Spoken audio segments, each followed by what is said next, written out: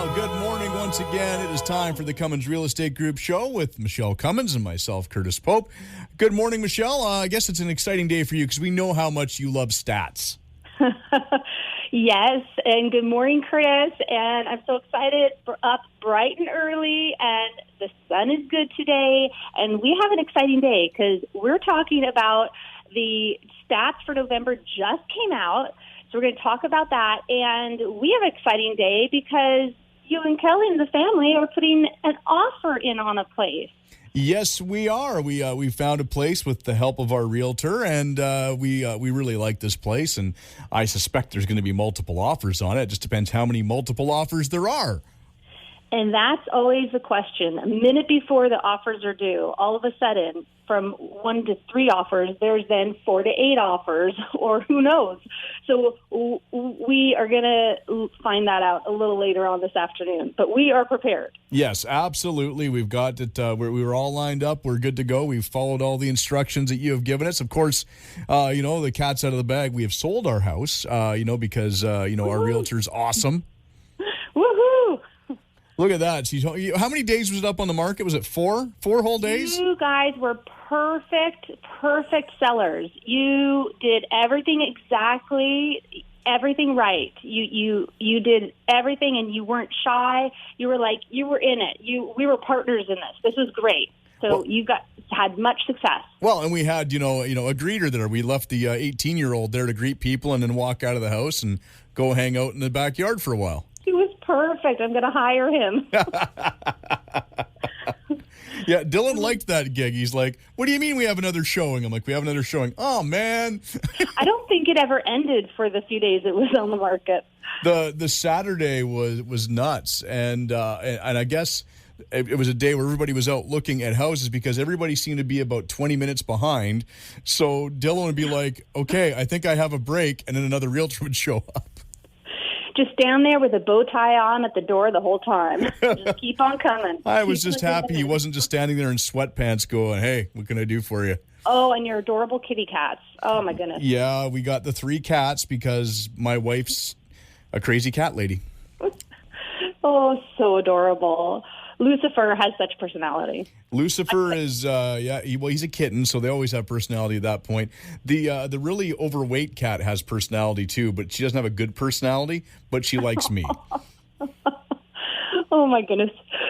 So we are on our 108th episode, and I figure it is time later on the second segment of the show, I wanted to bring in and talk about how to flip properties quickly and successfully, because I've had a lot of clients do it, and a lot of clients want to do it. And whatever time of the market or year it is, it's always a good time to flip if you do it right. You want to flip it, not flop it. That's right. I watch Flip or Flop all the time, so I know that. Oh, and many think right now we're December, and a lot of people think let's wait till spring to sell.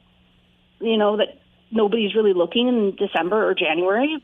But nothing could be further from the truth because buyers are out there looking 24/7, 365 days of the year, especially in a market like today where inventory is so low, lower than ever. You're looking for properties. So many buyers are looking for properties. So if you're a seller thinking to wait, then now you know it's good. So why wait? So they're out there. I would say that too. That it seems as of late, the real gems have been going up for sale. Like where you don't get as many, but the ones that are going up for sale have been really quality. True, I have noticed that as well. Absolutely, which is interesting. It's very interesting.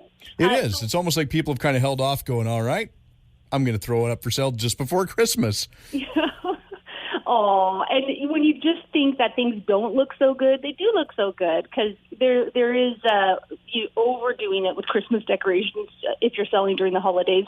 But there's also that feeling of people want that joy and that holiday feeling. So it can be done really well and showcase the home really well. Mm-hmm.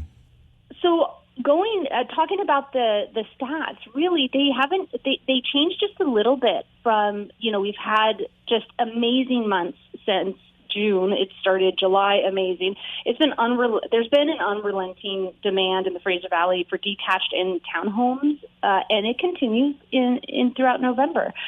So for the fifth consecutive month, I mean, the demand has been just so high and no signs of waning. Overall property sales for the month of November set a new board record again. Sales records were also broken in September and October. And since July, as I said, it's just activity, including new listings, has continued to be unusually high. And even though there's not a lot of listings to see, to view, to offer on as buyers, it's just because they're going so fast. So it doesn't seem like there's a lot because they're gone in a flash. We expected November activity to moderate by the end of November at least due to the season, but the desire for family-sized homes and their benefits just continue to dominate since the summer especially. So we've seen the strongest demand in our board's 99-year history, specifically for single-family detached and townhomes. So for the Fraser Valley region, I wanted to first talk about average amount of days, then we'll go into benchmark price. So average amount of days to sell a condo was 34 days. Townhouses, 25 days. And single-family detached homes remained on the market an average 32 days before selling. Now, this is, average for the whole Fraser Valley region, so it's very broad. And the next price points I'm going to mention are very broad as well. Again, the whole Fraser Valley region. So the benchmark price for single-family detached is at $1,061,500. For townhouses, it's at $570,000, and for condos, it's $436,000. So going into the municipalities of the five basic ones that we have in the Fraser Valley, Abbotsford detached benchmark price is at $881,500, and that's up 12.3% from last year and up 0.9% from the month before. Townhouses are up 6.8% from last year and 1% from the month before, and they're at $480,900. Condos in Abbotsford are at $323,400. That's up 4.6% from last year and the same as last month. Going into Mission, detached benchmark prices have gone up 15.6% from last year and 1.8% from the month before. They're currently at $739,000. And townhouses are up 6.5% from last year and up 1.3% from the month before at $477,000. And condos in Mission are up 7.8% from last year, 2.2% from the month before, and they're at $361,200. And Langley detached benchmark price at $1,115,200, and that's up 12.6% from last year and 2.2% from the month before. And townhouses are up 5% from last year and 0.5% from the month before at $579,200. And condos are at $398,000. That's up 5.2% from last year and 0.1% from the month before. And then Delta. So detached properties are at $983,800, up 10.5% from last year and up 1.2% from the month before. And townhouses at $581,800, up 9.6% from last year and up 0.2% from the month before. And condos have actually just gone down a little bit month to month by 0.3%, not much, but from last year it's gone up 3.3%, and those condos in Delta are at $381,200 right now. And then the city, well, it's just the whole combination of Surrey. So there's White Rock, South Surrey, Cloverdale, there's lots of Surrey. So detached benchmark price for overall are up 10.2% from last year and 1.3% from the month before, and that's $1,156,800. Townhouses are at $591,300. That's up 5.7% from last year and actually down just 0.2% from the month before. And condos are at $402,000. That's up 4.3% from last year and up 0.3% from the month before. And that is our November real estate statistics for the Fraser Valley. Well, that's it's incredible just how steady the numbers have stayed here through this year of uncertainty. Let's go uncertainty, because it's been just a strange year. But real estate has been slow and steady wins the race. You're exactly right. which is just, it's strange to me how that has held on so well. But I guess it's just, maybe that's just it. People are going, well, not traveling, I'm not doing this. Maybe it's time we upgrade our house. Well, that's the thing. And this winter, most people go away, they're snowbirds or they go on vacation, but that's not the case. This year, this winter, this holiday season, everyone's staying home. So there's a lot of online shopping happening and real estate shopping happening. And for all of the stats, and it is really neat seeing them month to month right after each other, as you said, Curtis, I'm a stat person. And I have them all on my website. If you go on the home page, just scroll down and all of them are there, or you can go to the blog and go to all of them there. One place to see all of the stats every month, and it gets a lot more specific than what I could just say on our show here. And you can see that we are in the highest for prices and sales we've ever been for detached homes, ever. So anyways, it's kind of neat to see the stats month by month. And if people want to look at those stats and check them out, where can they find them? MichelleCummins.ca. Sounds good. And we're back with more right after this.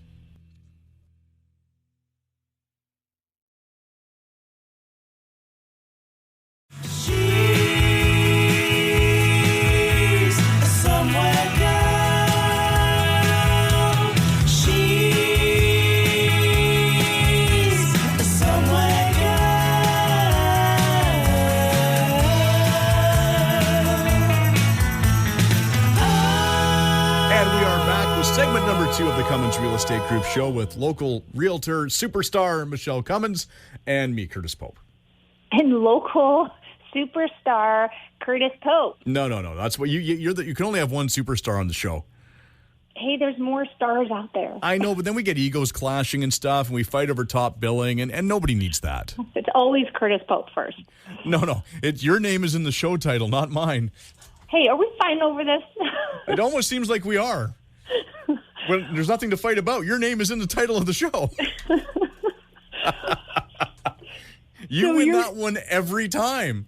So our next segment, we're talking about flipping properties quickly and successfully, and we're going to give some advice. And I know, this is something that it's kind of a dream, or I don't know, there's a lot of people who think, oh, that would be so fun to do.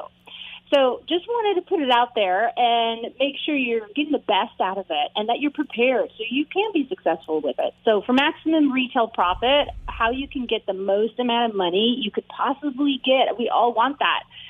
We're going to talk about understanding the real costs associated with the flip. And a lot of times the people don't want to think of that, and they just want to think of the joy at the end of it. But you have to, calculate all of this. Have a spreadsheet.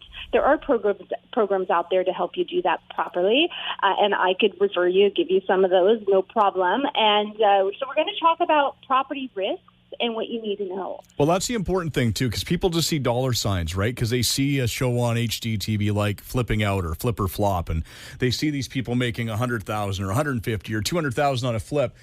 But you also have to take in mind there's been other flips that they've done where they have lost money on them. Yes, they've learned the hard way, I'm sure. Mm-hmm.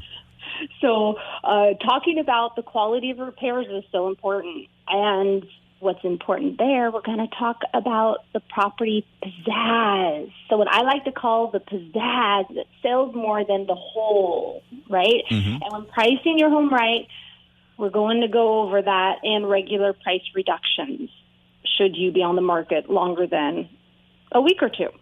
Okay, so right now what you're looking at is homes that are flying off the shelves right now.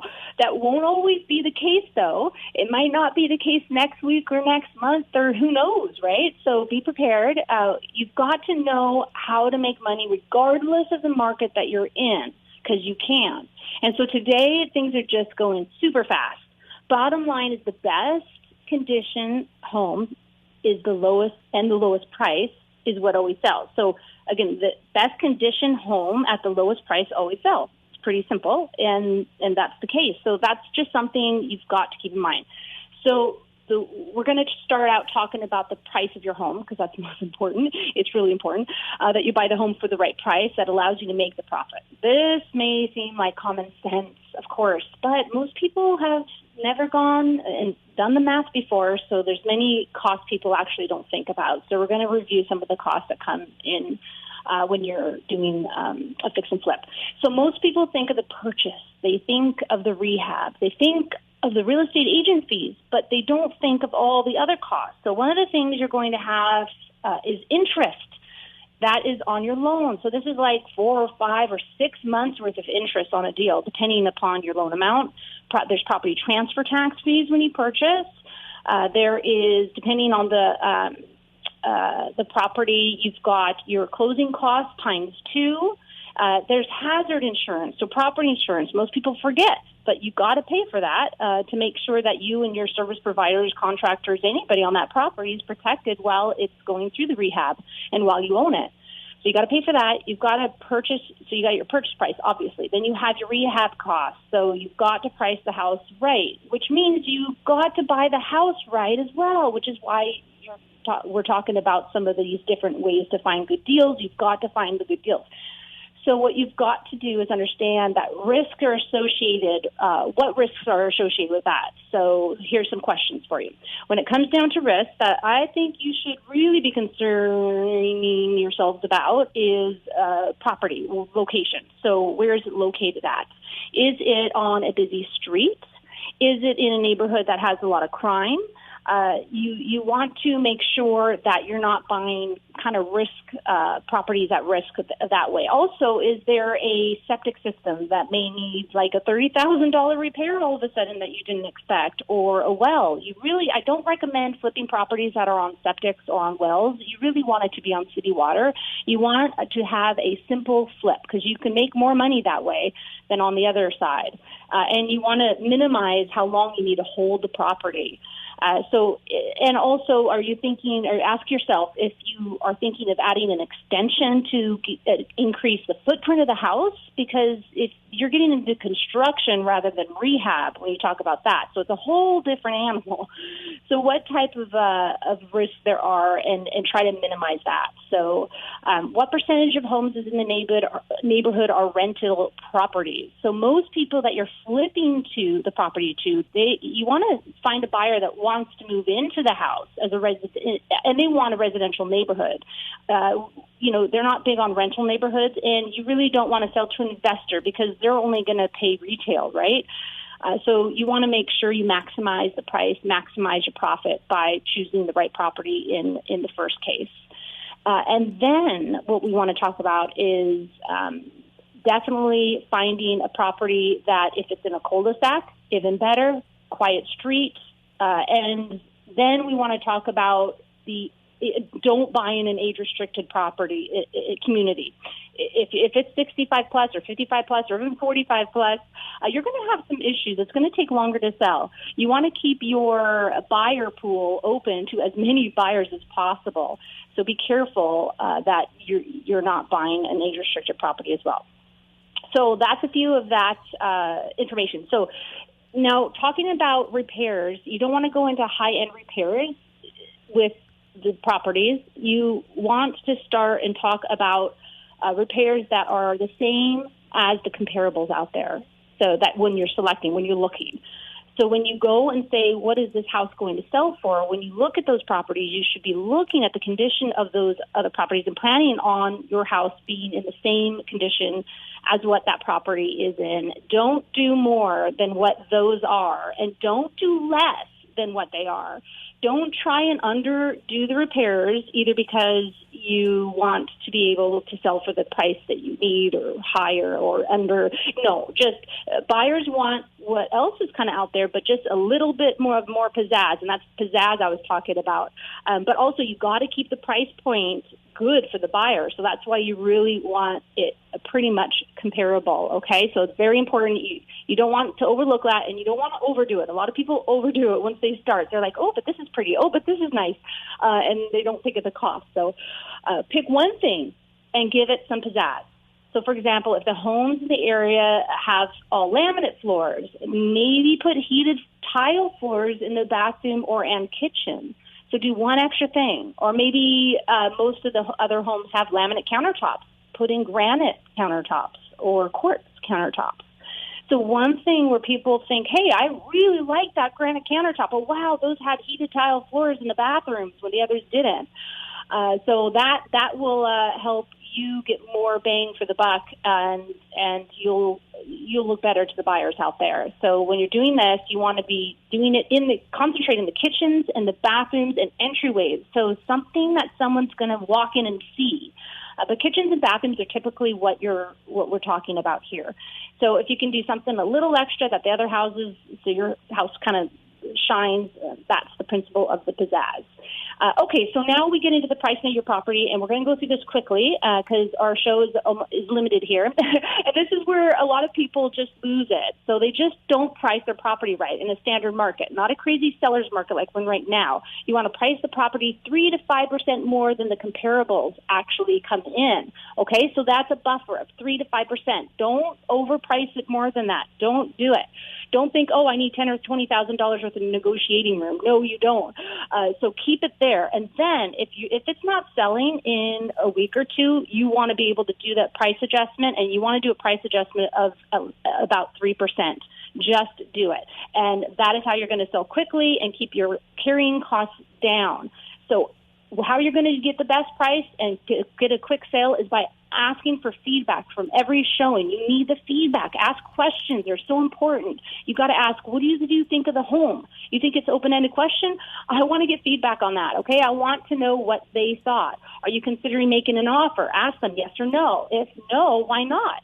What did you think of the price? Was it above? Was it below? What did you think?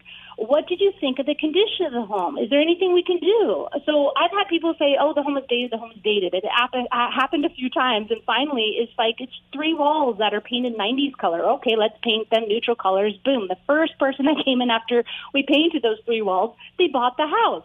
So ask feedback. Get feedback. Make adjustments when you need. The only time you can't make adjustments is if you're on a busy street or if you have a really high, steep driveway or something that you can't change. But if it's something you can change, make the change and keep on top of it with those adjustments if needed. Okay, so that is how you can flip a house in a very short nutshell, quickly and effectively. And if you need any more information, I do have brochures, information, packages on how to flip homes properly. You can always ask me for that, and I'm happy to share that. And if you have a show idea, be sure to email us or contact us and check out our podcast. And a quote for the show. Okay, this is from a real cool chick. Okay, to succeed in life, you need 3 things: a wishbone, a backbone, and a funny bone. Reba McEntire. That sounds about right for Reba. Yeah, there's one of those people I've never met, and funny enough, my wife has. Really? You didn't get to see her when she was at Clark Theater that many, many moons ago? No, she was in Merritt many years ago. Reba was there playing, and funny thing is, I've even brought Reba on stage at the Abbotsford Centre, but I didn't get a chance to meet her. But we were at Merritt, and I was bringing on somebody on stage, so I couldn't go to the meet and greet, so I sent my wife in my place. Oh, that's great. And Kelly loves Reba, so I got brownie points with her that day. Very nice. Did you get a picture with Reba? Somewhere. I don't know where it is, but yeah, she got a picture with Reba somewhere. If it's digital, it's somewhere out there. Yeah, exactly. All right, well, I guess that's just about it for the show. We got our quote. We're all good to go. If people want more information about the services you provide, where can they go? MichelleCummins.ca. And make sure you join us again next week when once again we will talk about real estate in order to unlock your real estate potential on a show where real estate is maximized. Thanks for listening.